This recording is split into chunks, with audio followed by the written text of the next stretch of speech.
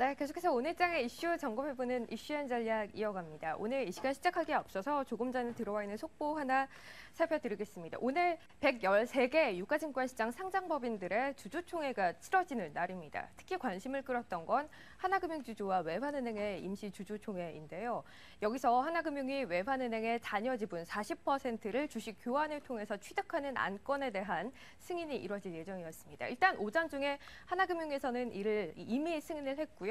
외환은행은 노조 측의 반대가 만만치 않았기 때문에 진통을 겪었으나 조금 전 역시 이 안건을 승인했습니다. 이로써 양사의 주식 교환 절차는 시작이 되고요. 다음 달 3일에 외환은행은 주식 거래가 정지됩니다. 5일에 주식 교환이 이뤄질 예정이고요. 다음 달 26일에 상장이 폐지되게 됩니다. 일단 외환은행은 여전히 독립 경영을 5년간 유지하기로 했었던 약속을 이로써 어기는 것 아니냐라며 노조 측에서 반발을 하고 있어서 앞으로의 진통 만만치 않을 것 같은데요. 일단은 주주총회에서 승인이 됐기 때문에 절차는 그대로 진행이 될 것 같습니다. 현재 외환은행과 하나금융주주는 양사 모두 1%대 낙폭을 여전히 유지하고 있습니다. 자, 계속해서 이슈앤 전략 이어갑니다. 오늘 이 시간은 BS투자증권 투자전략부의 홍순표 부장 모셨습니다. 부장님 안녕하세요. 네, 안녕하세요. 네. 자, 오늘 첫 번째 이슈 어떤 거 준비되어 있는지 먼저 화면 통해서 확인하고 들어오겠습니다. 코스닥 지수가 수급 부담에도 불구하고 나흘째 상승세를 이어가고 있습니다. 3년 10개월여 만에 박스권 상단 저항선 550전을 뚫고 올라선 코스닥 지수. 지금이라도 랠리에 동참하려면 어떤 종목을 공략하는 것이 유리할지 투자 아이디어를 찾아보겠습니다.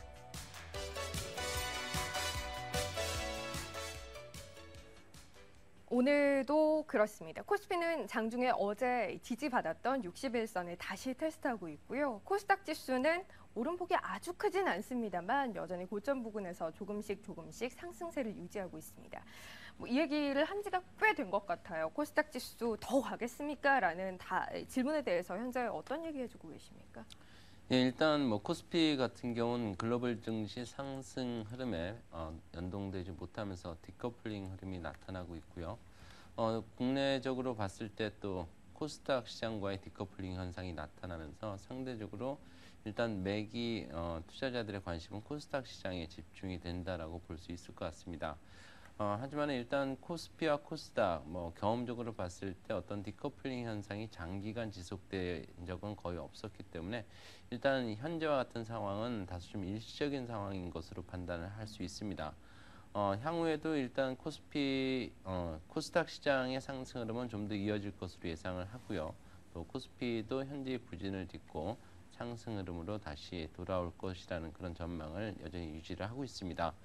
향후 코스닥 시장의 점진적인 그런 상승 가능성 이런 부분들은 역시 코스피 대비해서 미국의 시퀘스터 같은 글로벌 매크로 지표들에 대한 영향력이 상대적으로 좀 작다는 점, 이런 부분들이 최근의 장점으로 부각이 되고 있고요.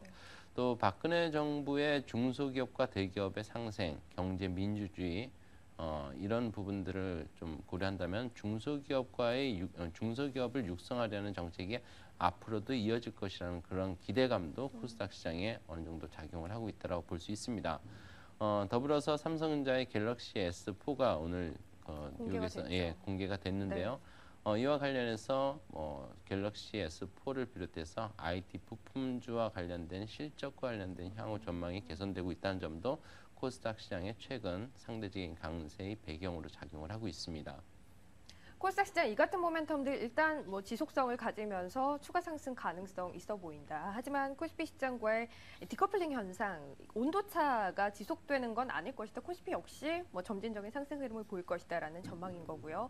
하지만 현재 살아있는 건 일단은 코스닥 시장입니다. 그러면 지금 지수도 어느 정도 올라 있고 오를 만한 종목들 올라 있는 상황에서 어느 쪽으로 들어가야 할지에 대한 판단 필요할 것 같아요. 어떻게 보세요?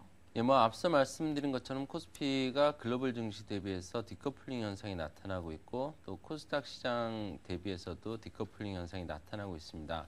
이 디커플링 현상의 가장 주된 요인이라고 볼 수 있는 것은 역시 정책적인 힘이라고 볼 수 있겠는데요. 미국이라든지 주요국 증시 대비해서 코스피 같은 우리나라 같은 경우는 현재 금리도 동결되고 이런 경기 부양 관련된 이런 정책적인 힘이 상대적으로 여유에 있는 상황이고 또 내부적으로는 코스닥 시장은 앞서 말씀드린 것처럼 중소기업 육성책에 대한 그런 기대감, 네. 정책적인 힘에 대한 기대감이 계속해서 자리를 하고 있다는 점이 코스피 대비해서 상대적인 강세 배경으로 작용을 하고 있습니다.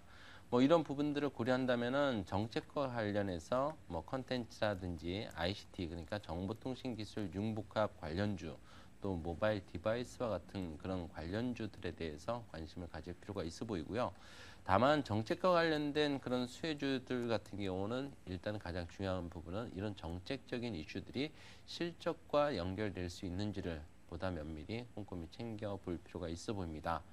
그리고 일단 삼성전자 주가가 어느 정도 큰 고점 부분에서 다소 횡보 내지 네. 좀 조정 양상이 나타나는 부분들이 있는데요. 일단 그 유가증권 시장 코스피 대비해서 코스닥 시장의 IT 부품과 관련돼서는 상대적으로 좀 밸류에이션적인 매력도 상존하고 있다고 볼 수 있기 때문에 IT 부품 관련주에 대해서도 관심을 가질 필요가 있어 보입니다. 자, 그러면 이제 오늘 장에 중요하게 보이는 특징입니다. 몇 가지 이슈 좀 더 추려봤는데요. 두 번째 이슈 통해서 수급 그리고 외환 시장 분위기 얘기 나눠보겠습니다. 이슈 확인하고 오죠. 원달러 환율이 5개월여 만에 1,100원 선으로 올라섰습니다. 미국 경기 회복과 양적 완화 조기 종료에 대한 우려가 반영되면서 달러가 전 세계 통화 대비 강세를 나타내며 원화도 즉각적인 영향을 받고 있는데요. 원화 약세로의 전환인지 일시적인 현상에 그칠 것인지 환율 동향에 따른 대비책을 마련해 보겠습니다. 일단 달러원 환율의 최근 위쪽으로의 변동성이 좀 커져 있습니다. 어제 11원 이상 급등했던 데 이어서 오늘 역시 추가 상승하고 있고요. 1113원대까지 오르기도 했어요. 최근 원화의 방향에 대해서 판단 어떻게 하시는 겁니까? 예, 일단 원화 자체는 앞으로도 기조적으로 그 강세 흐름을 이어갈 것이라는 그런 시각은 유지를 할 필요가 있어 보이고요. 역시 뭐 글로벌 유동성 확대라든지 또 위험자산 선호 현상 뭐 이런 부분들이 글로벌 경기와 맞물려서 지속 가능할 것으로 예상이 되기 때문에 현재와 같은 원화 약세 흐름 자체는 다소 좀 일시적일 것으로 예상을 해볼 수 있습니다. 다만 앞으로 원화 그 강세가 일어나더라도 상대적으로 이전과 같이 속도 측면에서의 우려감은 다소 좀 낮아질 수 있다라는 판단은 충분히 해볼 수 있습니다. 박근혜 정부가 출범되기 전부터 외환시장에 대한 안정 의지를 분명하게 피력을 한 바가 있었고요. 네. 더불어서 북한 관련된 지정학적 리스크 자체도 여전히 상존하고 있다는 점을 고려한다면 일단 원화 자체가 약세 흐름은 어느 정도 좀 지속이 될 가능성이 있습니다. 좀 긴 흐름에서 본다면은 이런 부분들은 결국은 좀 그동안의 원화 강세 흐름에서 벗어나게 하는 좀 속도 측면에서 안정감을 갖게 하는 그런 속도 조절 요인으로 인식을 할 필요가 있어 보이고요. 네. 외국인들 같은 경우는 일단 최근에 원화 약세 흐름이 일시적일 것으로 판단을 하게 된다면은 원달러 환율이 1,100원 선 이상대에서부터는 향후 원달러 환율의 하락 시에 발생할 수 있는 환차익에 대한 그런 기대감도 충분히 가져볼 수 있는 시점이라고 판단이 되기 때문에 향후 수급 측면을 고려하더라도 일단은 좀 긍정적인 부분들이 현재로서는 좀 많아지고 있는 분위기다라고 볼 수 있습니다. 최근에 원화의 약세가 뭐 일정 기간 단기간 좀 가파르게 나타난 것 있지만 또 한 측면으로 본다면 엔화의 약세는 며칠 약간 주춤해져 있어요. 달러 엔화는 96엔대까지 올라 있는 상황에서 추가적인 상승은 나타나지 않고 있는데 다음 주에는 이제 신임 BOJ 총재가 취임을 하게 됩니다. 맞물려서 엔화 약세 좀 속도 받을까요? 어떻게 보십니까? 일단 최근에 엔화 약세 흐름이 워낙에 가파르게 가속화된 부분들이 있기 때문에 이에 대한 경계감이 일정 부분 엔달러 환율, 엔화에 좀 나타나고 있다라고 볼 수 있습니다. 그렇지만 역시 엔화 역시 기조적으로 본다면 약세 흐름은 지속 가능할 것으로 보고 있는데요. 네. 우선 펀더멘탈 측면에서 본다면 일본의 무역 수지 적자가 7개월 연속, 특히 지난 1월에는 사상 최대의 적자 규모를 기록을 했고 이런 부분들은 결국은 엔화의 약세 흐름을 좀 더 고착화시킬 수 있는 요인이라고 판단이 됩니다. 그리고 또 최근에 미국과 일본의 국제 금리 스프레드도 어느 정도 엔화 약세 요인으로 작용할 수 있는데요. 미국의 그 국채 수익률 10년물이 지금 2%대를 넘어서면서 네. 경기 회복에 대한 기대감을 뚜렷하게 반영하고 있는데 반해서 상대적으로 일본의 경기 회복에 대한 기대감은 낮기 때문에 앞으로도 미국과 일본 간의 금리 스프레드 차이는 계속해서 벌어질 확대 국면을 이어갈 수밖에 없습니다. 이런 부분을 고려한다면 엔화는 약세 기조를 앞으로도 이어갈 가능성이 높고요. 특히 단기적으로 본다면 다음 주 정도에는 엔화 약세 흐름이 좀 더 가속화될 가능성에 대해서도 충분한 경계감을 가질 필요가 있어 보입니다. 역시 말씀해 주신 것처럼 구로다 신임 총재의 취임이 이제 예정이 되어 있기 때문인데요. 구로다 총재 같은 경우는 취임 이후 2년 내에 인플레이션 목표 2%를 달성하겠다고 공언을 할 정도로 상당히 공격적인 양적 완화에 대한 의지를 분명히 가지고 있습니다. 시장은 이에 대한 기대감을 반영하면서 엔화 약세 흐름이 단기적으로 일단 가속화될 가능성 다음 주에는 좀 경계를 할 부분이라고 볼 수 있습니다. 큰 흐름에서는 대형주 중심의 코스피 지수도 코스닥 지수 흐름과 연동할 가능성에 대해서 얘기해 주셨지만 현재 상황을 본다면 일단 단기적으로는 엔화 추가 약세에 대한 부담도 남아 있고요. 외국인의 오늘장에서의 수급 역시 굉장히 부담스럽습니다. 이런 상황에서 다음 주 전략 어떻게 세워나가야 할지 마지막 이슈 확인하겠습니다.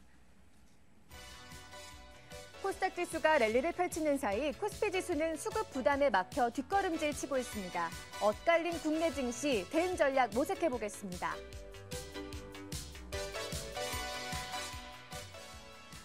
많은 분들이 지지선으로 얘기하셨던 61선 언저리에 현재 코스피 내려와 있습니다. 일단 이틀 연속 오늘 지금 현재까지 본다면 지지력을 확인을 하고 있긴 한데 섣불리 들어가기가 수급 상황 보면 또 쉽지 않아요. 전략 어떻게 세워야 할까요? 일단 앞서 말씀드린 것처럼 단기적으로 엔화 약세 흐름이 좀 더 강하게 나타날 수 있는 시점이 임박하고 있다고 볼 수 있습니다. 하지만 최근 원화도 동반해서 약세 흐름을 연출하기 때문에 이와 관련해서 외환과 관련된 악재는 코스피에 크게 영향을 미치지 않을 것으로 판단이 되고요. 다만 코스피 같은 경우 현재 내부적인 모멘텀이 부재하다는 점을 고려한다면은 일단 2,000포인트 선을 중심으로 한 등락은 다소 좀 더 이어질 가능성을 열어둘 필요가 있어 보입니다. 일단 단기적인 관점에서 본다면은 여전히 코스닥을 비롯한 중소형주를 중심으로 한 틈새 전략도 어느 정도 고려해 볼 필요가 있겠지만은 역시 글로벌 경기라든지 유동성 측면을 고려한다면 중기적인 관점에서는 코스피 2,000포인트 선 이하의 지수대에서는 IT라든지 자동차 그동안 시장을 주도해왔던 그런 업종에 대해서는 저가 분할 매수 관점 고려할 필요가 있어 보입니다. 이제 빠진 만큼 빠진 상황이고 길게 본다면 분명히 위로의 방향이 좀 더 크게 열려 있다라는 관점에서 코스피 2000선 아래쪽에서는 서서히 담아나가는 것 무리 없다라는 의견 다시 주셨으니까요. 확인하시면서 전략 세우시면 좋을 것 같습니다. 자, 오늘 이 시간 BS투자증권 투자전략부의 홍순표 부장 모시고 함께했습니다. 부장님 고맙습니다. 네, 감사합니다.